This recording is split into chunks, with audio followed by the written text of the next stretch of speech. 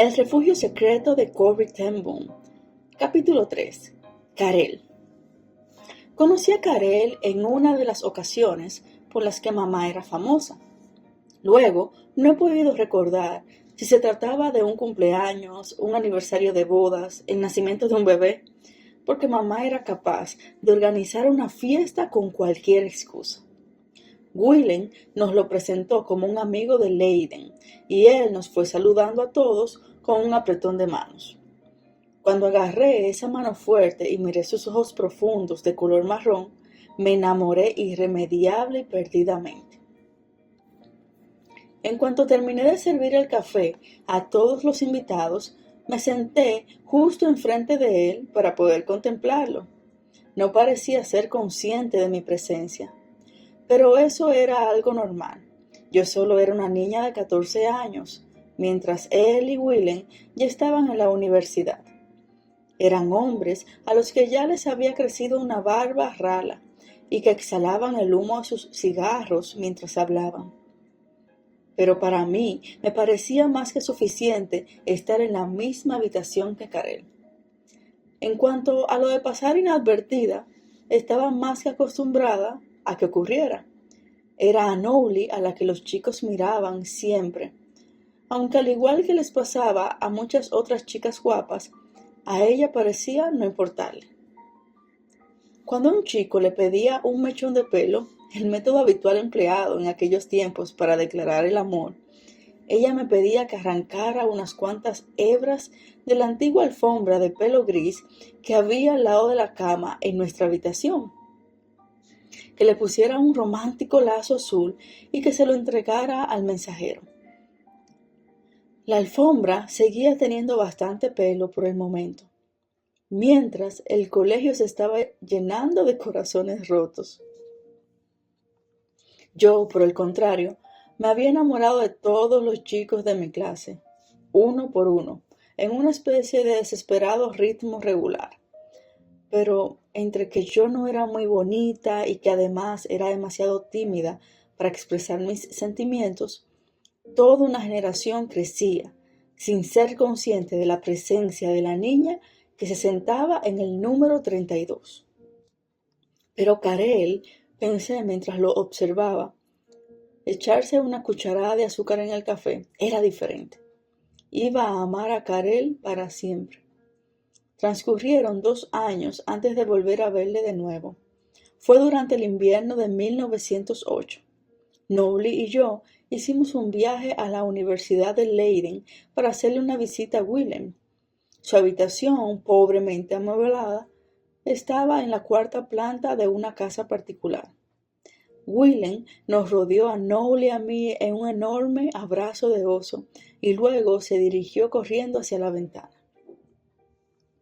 «Aquí está», dijo, tomando del alféizar un bollo de crema que había puesto allí para que se mantuviera fresco. «He comprado esto para vosotras. Es mejor que os lo comáis rápido, antes de que lleguen mis amigos muertos de hambre». Nos sentamos en el borde de la cama de Willem, saboreando el delicioso manjar. Sospeché que para poder comprarlo, Willem habría tenido que quedarse sin almuerzo. Un segundo después, la puerta se abrió de golpe, y causando un gran estrépito entraron 4 de sus amigos, hombres jóvenes, altos, de voz grave, envueltos en abrigos de cuello vuelto y puños raídos. Entre ellos se encontraba Karel.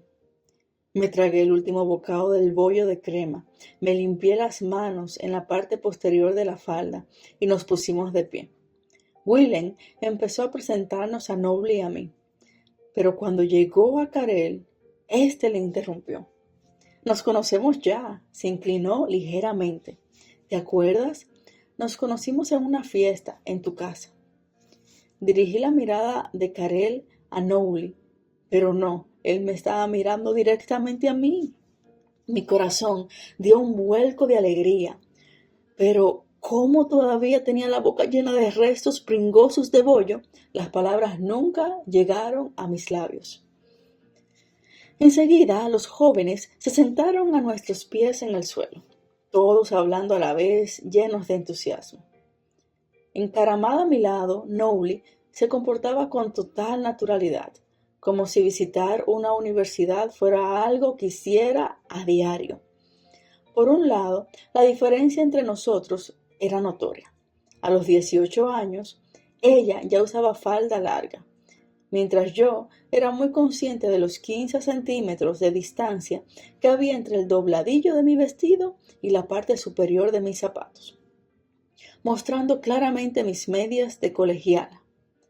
Por otro, Nowli siempre sabía de qué hablar. El año anterior había comenzado a asistir a la escuela de magisterio. En realidad, no quería ser maestra, pero en aquellos días las universidades no ofrecían becas a las chicas y estas escuelas no eran caras.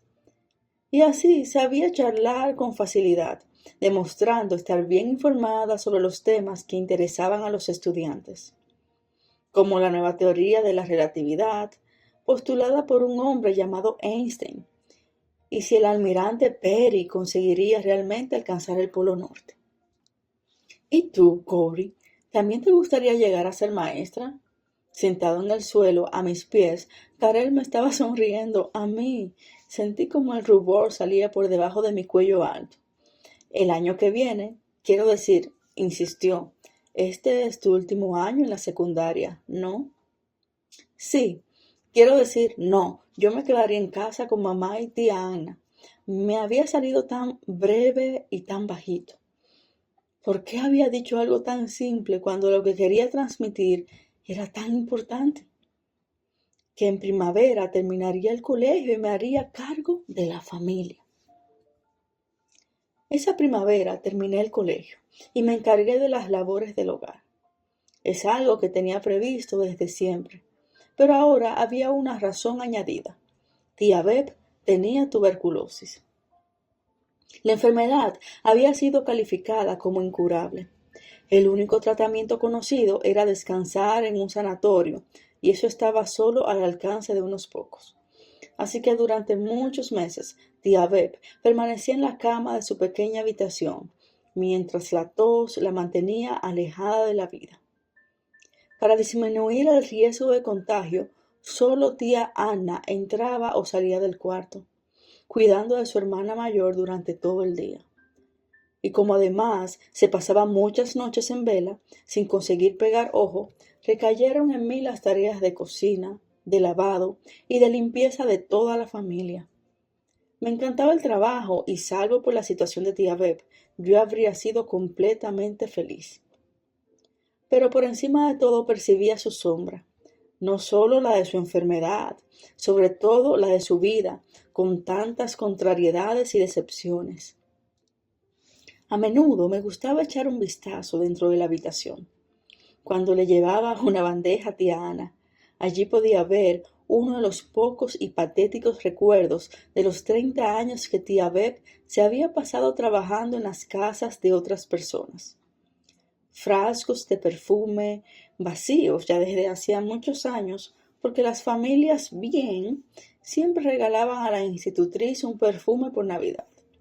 Y algunas viejas fotografías de los niños que, a juzgar por su estado, ya debían de tener sus propios hijos e incluso sus nietos. Acto seguido, la puerta se cerraba, pero yo me quedaba siempre en ese estrecho pasillo, bajo los aleros del tejado, deseando encontrar algo que decirle para poder aliviarla. Me hubiera gustado haber aprendido a quererla mejor. Una vez le hablé de mis sentimientos a mamá. Ella también necesitaba guardar reposo, cada vez con más frecuencia.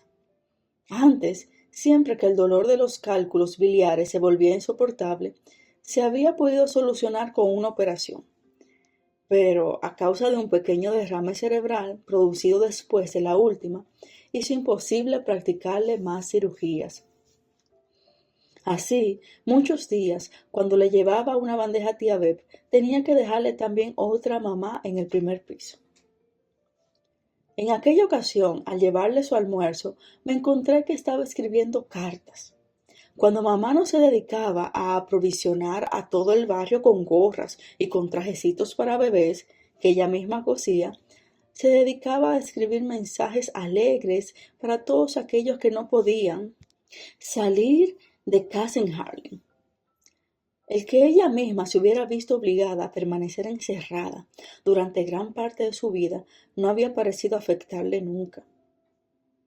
«Qué pena me da este pobre hombre, Cory», exclamó cuando entré, «que ha estado encerrado en una habitación, él solo durante 3 años. Piénsalo, hija, encerrado sin poder ver al cielo». Miré por la única ventana que había en esa habitación, observando la pared de ladrillo, apenas a 3 metros de distancia. «Mamá», le dije mientras dejaba la bandeja en la cama y me sentaba a su lado, «¿no podríamos hacer algo por tía Beb? Me refiero a que no es triste que la pobre tenga que pasar sus últimos días aquí, en un lugar que odia tanto, en lugar de pasarlos donde fue tan feliz, no sé, en la casa de los Wallers o en cualquier otro hogar». Mamá dejó su pluma y me miró. «Cory», dijo finalmente, «Beb ha sido igual de feliz aquí con nosotros como antes en cualquier otro sitio». La miré fijamente sin comprender. «¿Sabes cuándo comenzó a elogiar tanto a los Wallers?», continuó mamá. «El día en que salió de su casa. Durante todo el tiempo con ellos, tía Beb no hacía más que quejarse. Los Wallers no podían compararse con los Van Hooks, los dueños de la casa donde había estado antes. Pero en casa de los Van Hooks, ella había sido realmente desgraciada. La felicidad no es algo que dependa de nuestro entorno, Cory. Es algo que tenemos que buscar en nuestro interior». La muerte de tía Beb afectó a cada una de sus hermanas de una forma diferente. Mamá y tía Ana redoblaron sus esfuerzos cocinando y cosiendo para los más necesitados del barrio, como si se dieran cuenta de lo breve que era la vida para cualquier persona dedicada al servicio de los demás. En cuanto a tía Jans, su propio fantasma particular parecía rondar más cerca que nunca. «Mi propia hermana», exclamaba de vez en cuando, en los momentos más extraños del día.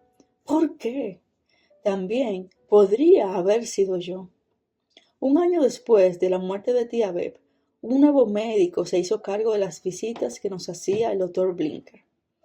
El nombre del nuevo médico era Jan Van Ven, y con él llegó su joven hermana y enfermera, Tine Van Ven. También trajo consigo un nuevo artilugio para tomar la tensión arterial. No teníamos ni idea de para qué valía conocer la tensión, pero todos en casa nos prestábamos para que nos pusiera aquella banda de tela alrededor del brazo y nos la apretara insuflando aire en ella. Tía Jans, que adoraba la parafernalia médica de todo tipo, consideró que el nuevo médico era una maravilla y desde luego lo consultó con toda la frecuencia que sus finanzas le permitían. Y así, el doctor Van Ven, al cabo de un par de años, fue el primero en descubrir que tía Jans padecía diabetes. En aquellos días, la diabetes suponía una sentencia de muerte, tan segura como lo había sido la tuberculosis. Nuestra casa se quedó como atontada durante varios días a causa del shock. Después de tantos años temiendo lo peor, al fin salía a la luz. Tía Jans se metió directamente en la cama al enterarse de la noticia, pero la inactividad era incompatible con su fuerte personalidad. Y una mañana, para sorpresa de todos, se presentó para el desayuno en el comedor a las 8:10 exactamente, anunciando que los médicos a menudo se equivocan. A partir de entonces, ella se dedicó con más ímpetu que nunca a escribir, a dar charlas y discursos, a participar en la organización de clubes y a lanzar nuevos proyectos. Holanda, en 1914, al igual que el resto de Europa, se preparaba para la guerra, y las calles de Harlem estaban llenas, de repente, de hombres jóvenes vestidos de uniforme. Desde sus ventanas con vistas a la calle Barthélemy, tía Jans los observaba vagar sin rumbo fijo, mirando los escaparates, la mayoría de ellos muy jóvenes, paupérrimos y solitarios. y entonces concibió la idea de crear un centro para soldados. Fue una iniciativa novedosa en su día, en la que tía Jans volcó toda la pasión de su naturaleza. El tranvía de caballos había sido reemplazado recientemente por un nuevo tranvía eléctrico, pero todavía las ruedas seguían chirriando al parar, saltando chispas de los raíles cuando tía Jans esperaba impaciente frente a la bella.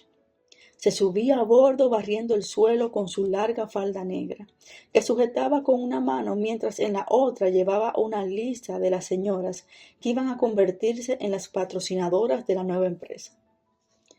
Solo los que la conocíamos bien sabíamos que bajo aquella actividad desenfrenada se ocultaba el monstruo de su miedo. Y mientras tanto, su enfermedad le estaba provocando serios problemas financieros. Cada semana tenían que hacerle una prueba para determinar el contenido de azúcar de su sangre, y un proceso complicado y muy caro que requería que el doctor Van Ven o su hermana vinieran a casa. Al final, Tine Van Ven me enseñó cómo realizar aquel chequeo semanal para hacerlo yo misma. Había muchos pasos que tenía que seguir al pie de la letra.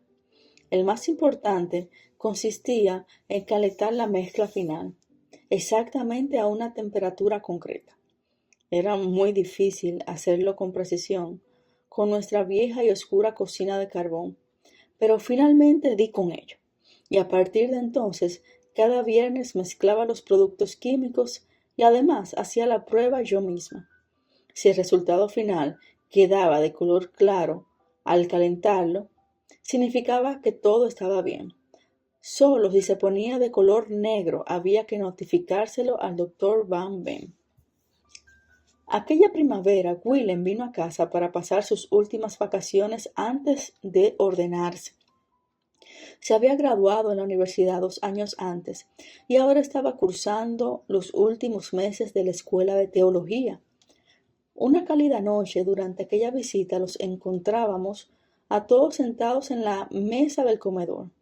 Papá, con 30 relojes delante de él, iba escribiendo en un pequeño cuaderno, con su precisa y hermosa letra. 2 segundos atrasado, 5 segundos adelantado, mientras Willem leía en voz alta una historia de los holandeses reformistas. Todos giramos la cabeza a la vez al sonar la campana de la puerta que daba al callejón. Por fuera de la ventana del comedor había un espejo que daba justo a la puerta del callejón, así que pudimos comprobar quién llamaba, antes de bajar a abrir. Tras echar un vistazo, me levanté de la mesa de un salto. —¡Corey! —dijo Betsy, en tono de reproche—, cuidado con la falda. Nunca me acordaba de que ahora llevaba falda larga, y Betsy se pasaba muchas noches remendando las rasgaduras que me hacía en ella, cuando me movía demasiado deprisa. Luego bajé los 5 escalones de un salto. Fuera, en la puerta, con un ramo de narcisos en la mano, estaba Tim Van Ven. No sé si fue la noche suave de primavera la que me despejó la mente, o quizá la fuerte y modulada voz de Willem, entrenada en el púlpito. Pero de repente caí en la cuenta de que estas 2 personas se conocieron en aquel momento y que iba a ser algo muy especial. —Para tu madre, Corey —dijo Tine, tendiéndome las flores cuando le abrí la puerta—. Espero que esté... No, lleva tú las flores. Estás preciosa con ellas. Y sin siquiera recogerle su abrigo, le empujé escaleras arriba, obligándola a subir delante de mí. Le di un codazo para que cruzara el umbral de la puerta del comedor, y me pegué a ella como una lapa para poder ver la reacción de Willem. Sabía exactamente cuál iba a ser. Me había pasado toda la vida leyendo novelas románticas y viviendo a través de ellas. Me las llevaba de las bibliotecas en inglés, en holandés y en alemán, y muchas veces había leído las que más me gustaban en los 3 idiomas. Y había soñado 1.000.000 de veces con esa típica escena en la que el héroe se encuentra con la heroína. Willem levantó la vista y se puso de pie muy lentamente con los ojos clavados en Tine. Papá se puso de pie también. Señorita Van Dien, dijo, empleando su fórmula pasada de moda. Permítame presentarle a usted a nuestro hijo, Willem. Willem es la joven dama de cuyo talento y amabilidad te hemos estado hablando. Dudo que ninguno de los dos hubiera escuchado la presentación. Se estaban mirando el uno al otro, como si no hubiera nadie más en la habitación ni en el mundo entero. Willem y Tine se casaron 2 meses después de ordenarse, y durante la última semana de preparativos, un único pensamiento se repetía una y otra vez en mi cabeza. Karel estará allí. El día de la boda amaneció fresco y luminoso. Mis ojos reconocieron a Karel inmediatamente entre la multitud que se congregaba frente a la iglesia. Iba vestido con sombrero de copa y frac, como todos los demás, pero sin duda alguna era el más guapo de todos. En cuanto a mí, era consciente de la transformación que yo había vivido desde que lo había visto por última vez. La diferencia entre mis 21 años y sus 26 no era después de todo tan grande como lo había sido antes. Pero era algo más que eso. Me sentí, no, la palabra no es guapa. Ni siquiera en un día tan romántico como ese podía yo persuadirme de eso. Yo sabía que mi mandíbula era demasiado cuadrada, mis piernas demasiado largas, mis manos demasiado grandes. Pero yo creía sinceramente, y los libros me daban la razón, que yo debería parecerle hermosa al hombre que me amara. Betsy me había peinado esa mañana, trabajando 1 hora entera con el rizador, hasta que los bucles se amontonaron en mi cabeza. Y por ahora aún permanecían ahí milagrosamente. También me había hecho el vestido de seda que llevaba, tal y como había hecho para todas y cada una de las mujeres de la familia, trabajando por las noches bajo la luz artificial del cuarto de estar, porque la tienda abría 6 días a la semana y ella no cosía en domingos. Ahora, al mirar a mi alrededor, me di cuenta de que nuestros trajes hechos en casa eran tan elegantes como cualquier otro de los que veía. Nadie habría adivinado jamás, pensé mientras nos dirigíamos tranquilamente hacia la puerta de la iglesia, que papá había renunciado a sus cigarros y tía Jans al fuego del carbón de sus habitaciones para poder comprar la seda que ahora se movía tan elegantemente al ritmo de nuestros pasos. ¿Cobri? Frente a mí estaba Karel, con el alto sombrero negro en las manos y sus ojos escudriñando mi cara, como si no estuviera muy seguro. Sí, soy yo, le dije riéndome de él. Aquí me tienes, Karel, y soy toda tuya. Y este es el momento con el que he estado soñando desde que te conocí. Pero has crecido mucho. Perdóname, Cory, claro que eres tú. Es que siempre te he recordado como la niña de los enormes ojos azules. Me miró durante unos instantes más y luego añadió, y ahora la niña es ya una mujer y además preciosa. De repente, la música del órgano se elevaba en el aire y salía por la puerta. Era solo para nosotros. El brazo que me ofreció era la luna, y mi mano, enguantada reposando en su brazo, era la única cosa que me mantenía en el suelo, impidiéndome alzar el vuelo por encima de los tejados de Harlem. Era una ventosa y lluvia mañana de viernes de enero, cuando los ojos me confirmaron lo que al principio mi cerebro se negaba a entender. El líquido del vaso de vidrio que tenía sobre el fogón de la cocina era una masa oscura de color negro. Era una ventosa y lluviosa mañana de viernes de enero, cuando los ojos me confirmaron lo que al principio mi cerebro se negaba a entender. El líquido del vaso de vidrio que tenía sobre el fogón de la cocina era una masa oscura de color negro. Me apoyé en el viejo fregadero de madera y cerré los ojos. Por favor, Dios mío, que haya cometido un error. Fui repasando mentalmente todos los pasos, comprobando los frascos de los productos químicos y las cucharas de medir. No, lo había hecho todo exactamente igual que siempre. Entonces será esta maldita habitación, todo resulta oscuro, en este pequeño armario que tenemos por cocina. Tomé rápidamente el vaso y corrí con él a la ventana del comedor. Negro, negro como el miedo. Sin soltar el vaso, bajé los 5 escalones, golpeándolos furiosamente, y entré por la puerta trasera de la tienda. Papá, con su monóculo de joyero puesto, se inclinaba por encima del hombro del último aprendiz, seleccionando con destreza una pieza infinitesimal de la matriz de un reloj, que se hallaba ante ellos en la mesa de trabajo. Miré hacia la tienda a través del cristal de la puerta, pero Betsy estaba detrás del pequeño mostrador de la caja atendiendo a un cliente. No es una cliente, me corregí, solo es una molestia. Conocía a aquella mujer y sabía que solo había venido a nuestra tienda para obtener asesoramiento sobre relojes y luego los compraría en ese sitio nuevo, Cannes, al otro lado de la calle. Ni a papá ni a Betsy parecía importarles que esto estuviera sucediendo cada vez con más frecuencia. En cuanto se fue, me precipité dentro con el vaso del ator en la mano. Betsy, rompí a llorar. Oh, Betsy, es negro. ¿Cómo vamos a decírselo? ¿Qué vamos a hacer? Betsy llegó rápidamente a mi lado, desde detrás del mostrador, y me rodeó con sus brazos. Papá entró detrás de mí en la tienda. Él miraba alternativamente al vaso, a Betsy y por último a mí.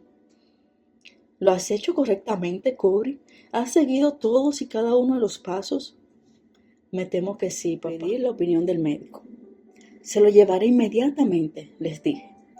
Y entonces puse el horrible líquido en una botella pequeña y corrí con ella sobre el pavimento resbaladizo, mientras la lluvia limpiaba las calles de Harlem.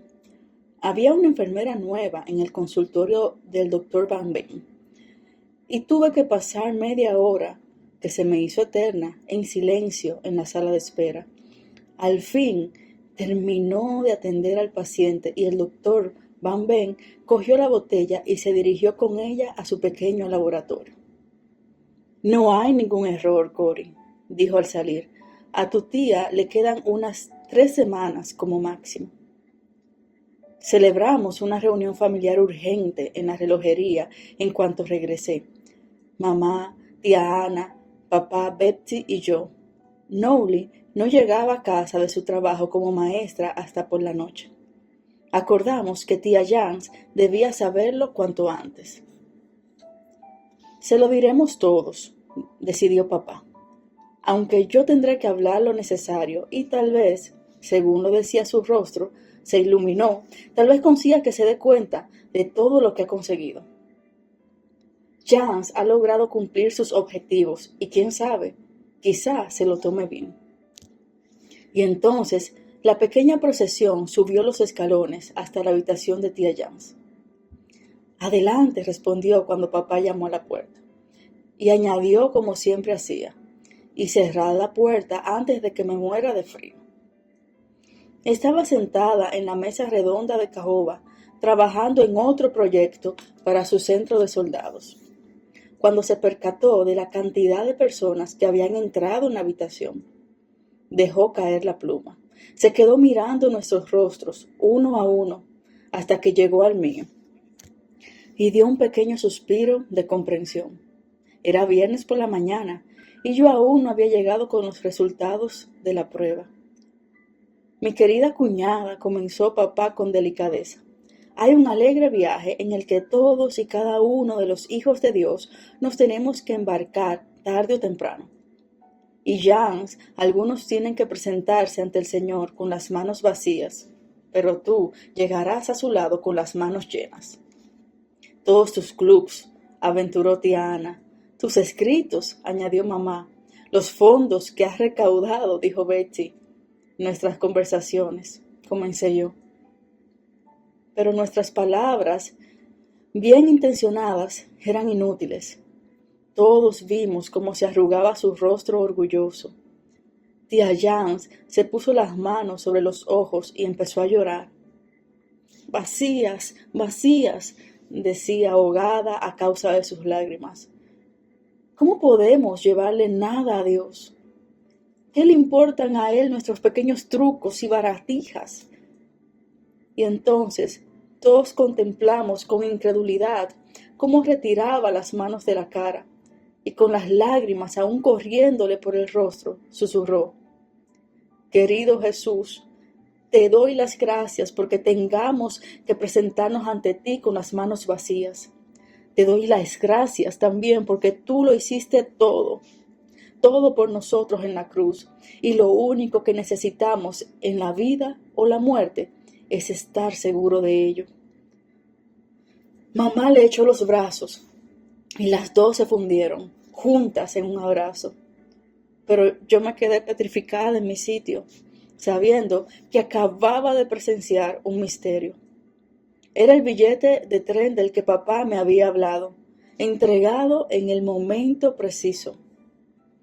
Con un gesto de su pañuelo y sonándose contundentemente la nariz, tía Jazz nos dejó claro a todos que el momento para el drama ya había pasado. Si me pudierais dejar a solas durante un rato, dijo ella, quizá podría adelantar un poco más de trabajo. Entonces miró a papá y en esos ojos severos apareció lo más parecido a un brillo que no le había visto nunca. No es que el trabajo tenga importancia, Casper. Realmente no tiene ninguna, nos despachó educadamente. Pero no voy a dejar un escritorio desordenado para que otra persona tenga que venir detrás a limpiarlo y ordenarlo. Habían pasado 4 meses del funeral de tía Jans, cuando por fin llegó la invitación que tanto esperábamos. Willem iba a pronunciar su primer sermón. Después de pasar poco menos de un año como ayudante del pastor de Uyuhutsen, le habían destinado a su propia parroquia en Brabant, una hermosa zona rural al sur de Holanda.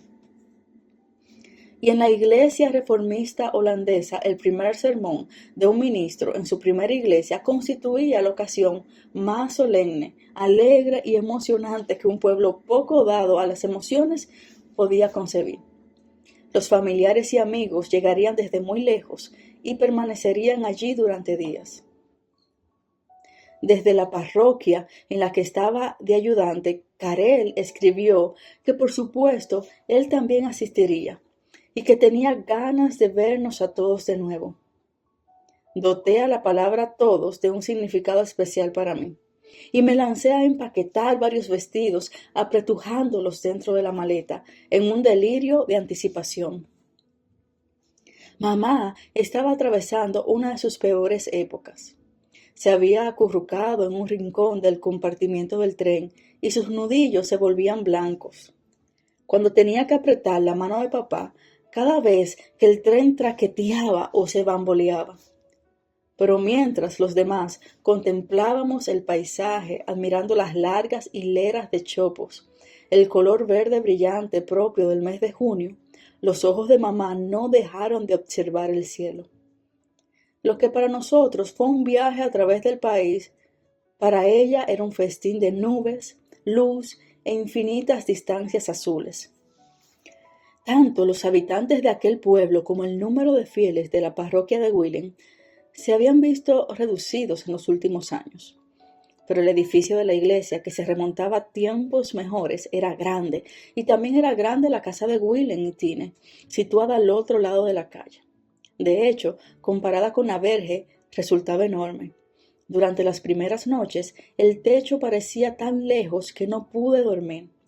Tíos, primos y amigos llegaban cada día, pero a pesar de que muchas personas iban acomodándose en las habitaciones, a mí me seguía pareciendo que estaban medio vacías. 3 días después de llegar, me dirigí a la puerta respondiendo a los aldabonazos, y allí estaba Karel. El polvillo del carbón del viaje en tren todavía manchaba sus hombros. Arrojó su bolsa de viaje marrón en el salón, agarró mi mano y me sacó a la calle, bajo el sol de junio. «Es un precioso día, Corey», gritó. «Vamos a dar un paseo». A partir de ese momento, casi se dio por sentado que Karel y yo salíamos de paseo cada día. Cada vez nos aventurábamos más lejos, siguiendo las sendas que partían en todas las direcciones. todas llenas de barro, y que eran tan distintas de las calles bien pavimentadas de Harlem. Resultaba imposible creer que en aquellos momentos el resto de Europa estuviera sumida en la guerra más sangrienta de la historia. Parecía que aquella locura se estaba propagando incluso a través del océano. Según la prensa, parecía que América también iba a entrar en el conflicto. Aquí en la Holanda neutral, los días soleados se sucedían uno tras otro. Solo unas pocas personas, Willem entre ellas, insistían en que la guerra era una tragedia que también afectaba a Holanda. Su primer sermón fue sobre este tema. Europa y el mundo están cambiando. Dijo, no importa qué bando gane, una forma de la vida se ha perdido para siempre. Miré alrededor, fijándome en los miembros de su congregación, personas rudas y agricultores, y me di cuenta de que a ellos no les importaban en absoluto tales ideas. Después del sermón, la familia más lejana y los amigos menos íntimos comenzaron a abandonar la casa. Pero Karel continuó allí. Nuestros paseos se prolongaban cada vez más. A menudo hablábamos del futuro de Karel y de repente estábamos hablando no sobre lo que Karel iba a hacer, sino acerca de lo que nosotros íbamos a hacer. Imaginándonos que teníamos una enorme mansión antigua como esta, que decorar y regocijándonos al descubrir que nos encantaban las mismas flores. Incluso coincidíamos en nuestros colores favoritos. Solo había un tema en el que no estábamos de acuerdo, los niños. Karel quería 4, mientras que yo defendía obstinadamente que el número ideal era el de 6. Y todo esto sin que la palabra matrimonio se mencionara siquiera. Un día, cuando Karel estaba en el pueblo, Willem salió de la cocina con 2 tazas de café. Tine estaba justo detrás de él con su propia taza. Corey, dijo Willem, entregándome el café y hablando como si le costara mucho. ¿Karel te ha hecho pensar que él va en serio? Tine terminó la frase por él. El odioso rubor que yo nunca había podido controlar hizo que me ardieran las mejillas. No, nosotros. ¿Por qué? El rostro de Willem enrojeció también. Porque, Corey, lo vuestro es algo que nunca va a poder ser. Tú no conoces a la familia de Karel. Ellos han deseado una única cosa desde que era un niño pequeño. Se han sacrificado por él, planeándolo todo para él. Construyeron toda su vida en torno a ello. Karel debe casarse bien. Creo que así lo dicen. La gran sala se volvió repentinamente aún más vacía. Pero, ¿y qué pasa con lo que quiere Karel? Él ya no es un niño pequeño. Willem fijó sus ojos sobrios y profundos en los míos. Él no lo va a hacer, Corey. Yo no digo que no te quiera, pero para él esto supone simplemente un hecho de la vida, como cualquier otro. Cuando hablábamos de las chicas que nos gustaban en la universidad, él siempre acababa diciendo, por supuesto, nunca podría casarme con ella. Eso supondría matar a mi madre. El café caliente me escaldaba la boca, pero aún así me lo tragué rápidamente y me escapé, escondiéndome en el jardín. Yo odiaba esa casa sombría y antigua, y a veces casi odiaba también a Willem, que siempre veía el lado más oscuro y difícil de las cosas. Aquí en el jardín todo era distinto. No había un arbusto o una flor que Karel y yo no hubiéramos contemplado juntos, que no estuviera impregnada de lo que sentíamos el uno por el otro. Willem podía saber más que yo sobre teología y sobre la guerra o política, pero sobre amor, el dinero, el prestigio, las expectativas familiares, todo se desvanecía siempre, como las nubes, en los libros que había leído. Karel se marchó una semana más tarde, y sus últimas palabras hicieron que mi corazón se desbocara. Solo unos meses después recordaría la forma tan extraña en la que me había hablado, y la urgencia, casi la desesperación en su voz. Estábamos en la entrada de la casa, esperando a que llegara el carro de caballos, que por entonces se seguía considerando como el único medio de transporte fiable, cuando no había un tren que coger. Nos había dicho adiós a la hora del desayuno, y aunque una parte de mí sabía que no debía proponérmelo, otra parte solo deseaba estar junto a él. Entonces, de repente, me cogió las dos manos. «Cory, por favor, escríbeme», dijo, pero no con alegría. Más bien era una súplica. «Escríbeme acerca de la Bella. Quiero saberlo todo. Quiero todos los detalles de esa casa tan fea, tan hermosa y tan destartalada. Escríbeme de tu padre, Cory. Cuéntame cómo se olvida de enviar las facturas. Oh, Cory, esa es la casa más feliz de toda Holanda». Y así fue, en efecto, cuando regresamos, papá, mamá, Betsy, Nobly, tía Anna y yo. Siempre había sido un lugar feliz, pero ahora cada pequeño acontecimiento parecía brillar, porque de una manera especial podía compartirlo con Karel. Cada comida que cocinaba era una ofrenda para él, cada maceta que cuidaba era un poema, cada vez que barría un acto de amor. Sus cartas no llegaban tan a menudo como las mías. Yo se las mandaba volando, pero yo lo achacaba a su trabajo. El pastor con el que estaba colaborando escribió que necesitaba mucha ayuda. Era una parroquia rica y los contribuyentes más generosos esperaban que los clérigos les visitaran frecuentemente y sin prisas. Con el paso del tiempo, sus cartas empezaron a llegar más de tarde en tarde, pero yo lo compensaba con las mías y seguí canturreando en mi nube durante todo el verano y el otoño. Un espléndido y fresquito día de noviembre, cuando toda Holanda estaba cantando conmigo, sonó el timbre. Yo estaba fregando los platos de la cocina, pero atravesé el comedor y bajé los escalones antes que el resto de la familia pudiera moverse. Abrí la puerta del callejón y allí estaba Karel. Junto a él había una mujer joven. Ella estaba sonriendo.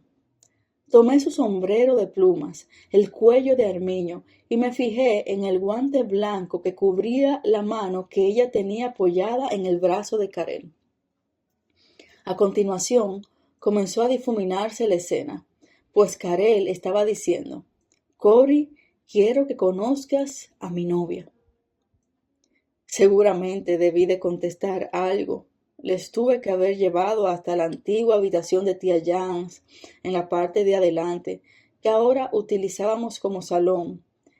Y solo consigo recordar que mi familia se lanzó al rescate, hablando, repartiendo apretones de manos, cogiendo los abrigos, sacando sillas, todo para evitar que yo tuviera que hacer o decir algo.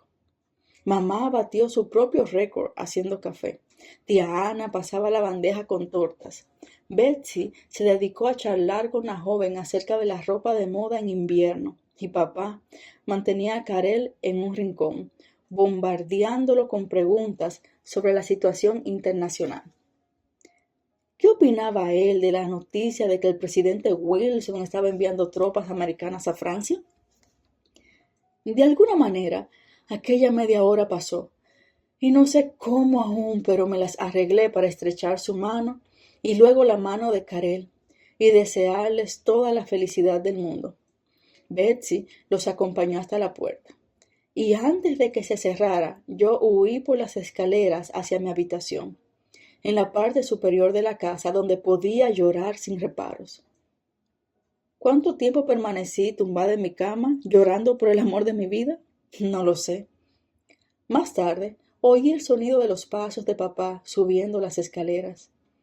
Por un momento me sentí como si fuera una niña otra vez, esperando a que él me arropara, metiendo las mantas apretadas bajo el colchón.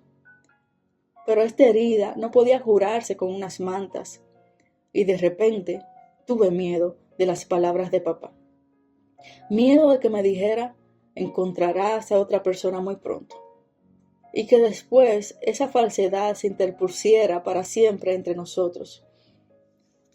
Porque algo en mi interior me decía que en mi corazón no podría haber nadie más. Ni pronto, ni tarde, ni nunca. El dulce olor a cigarro penetró en la habitación junto con papá. Y por supuesto, él no pronunció aquellas palabras falsas y vanas. Cody comenzó. ¿Sabes lo que es el amor? El amor es la fuerza más poderosa que existe en el mundo, y cuando esta fuerza se frustra, produce un gran dolor. Hay dos cosas que podemos hacer cuando esto sucede. Podemos matar al amor para que deje de doler, pero entonces, por descontado, una parte de nosotros también muere. Oh, Cody, también puedes pedirle a Dios que abra otra vía para que ese amor pueda irradiarse. Dios ama a Karel, incluso más de lo que tú lo amas. Y si se lo pides, Él te dará su amor por este hombre, un amor que nada puede impedir, que no puede ser destruido. Cuando no podemos amar a nuestro modo humano, Cody, Dios puede darnos la manera perfecta de amar. Mientras escuchaba los pasos de papá, volviendo por las escaleras de caracol, yo no lo sabía, pero él me había dado la clave para superar ese duro momento. No sabía que había puesto en mis manos el secreto que abriría estancias mucho más oscuras que esa en la que yo me encontraba. Lugares en los que a nivel humano no había nada de amor en absoluto. Por aquel entonces yo todavía estaba en el jardín de infancias en estas cuestiones del amor. En ese momento mi tarea sería la de renunciar a mis sentimientos por Karel, sin renunciar a la alegría y la fascinación que habían crecido en mi interior junto con él. Y así, en esa triste hora, tendida sobre la cama, recé la siguiente oración. Señor, te entrego lo que siento por Karel y también la ilusión que me había hecho con nuestro futuro. Ya lo sabes, todo. Te ruego que a cambio me enseñes a verlo como tú lo ves. Ayúdame a amarlo de la manera tan intensa como tú lo amas. Y en cuanto pronuncié esas palabras, me quedé dormida. Este es el tiempo. El tiempo no es mañana y el tiempo no es ayer. La tarea suprema de la Iglesia. Vemos desde nuevos creyentes hasta personas con muchos años en el ministerio. Pero recibiréis poder. A la pregunta, ¿dónde está el Dios de Elías? Respondemos, pues, ¿dónde ha estado siempre? En su trono. Pero ¿dónde están los Elías de Dios? Jueces 6, el llamado de Gedeón. Busca a Jesús en intimidad. Pongamos la mirada en las cosas de arriba. Lo único que necesita es ser obediente a las palabras de Dios, que dice ir y hacer discípulos a las naciones. Ir y hacer discípulos. Si creemos que Cristo viene pronto, ¿qué estás tú haciendo para prepararle la venida?